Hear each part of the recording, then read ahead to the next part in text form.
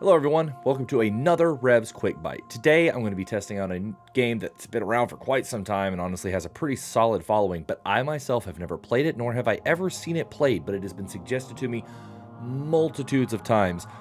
Arthur, are you ready? We're playing the Stanley Parable.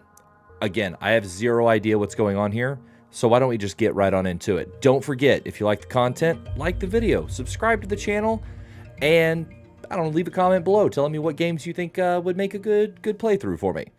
Let's get to it. All right, we've already messed with the settings because it was set to like a 4:3 ratio, super old school. So I went ahead and set it to a full screen ratio at 1080p. I don't know.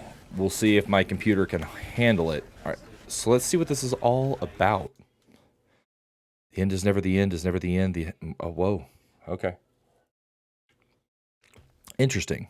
This is the story of a man named Stanley. Stanley worked for a company in a big building where he was employee number 427. Employee number 427's job was simple. He sat at his desk in room 427 and he pushed buttons on a keyboard. Orders came to him through a monitor on his desk, telling him what buttons to push, how long to push them, and in what order. This is what employee 427 did every day, of every month, of every year.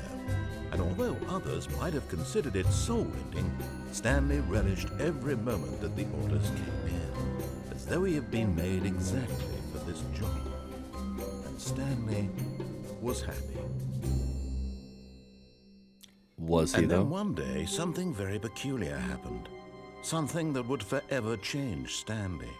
Something he would never quite forget.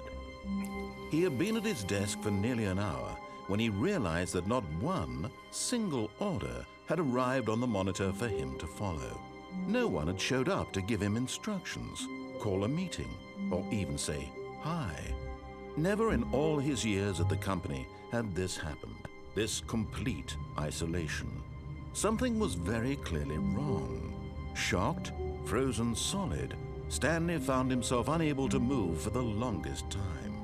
But as he came to his wits and regained his senses, he got up from his desk and stepped out of his office.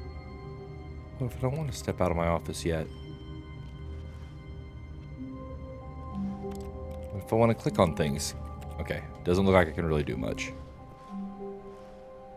All of his co-workers were gone. What could it mean? Stanley decided to go to the meeting room. Perhaps he had simply missed a memo. Okay, where's the meeting room? Is it this one? Nope. Maybe just follow the open doors, buddy. That might take you right there.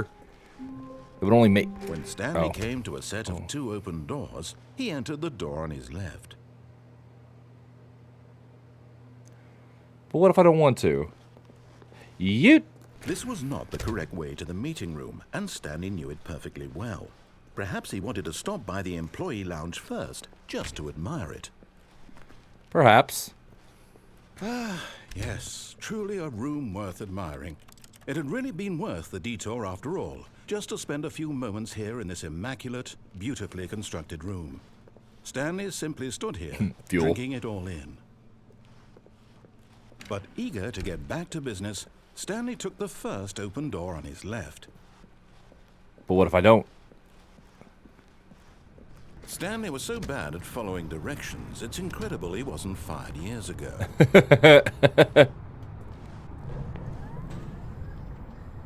But in his eagerness to prove that he is in control of the story and no one gets to tell him what to do, Stanley leapt from the platform and plunged to his death. Good job, Stanley. Everyone thinks you are very powerful. Whoops. Okay, hold on. Take two.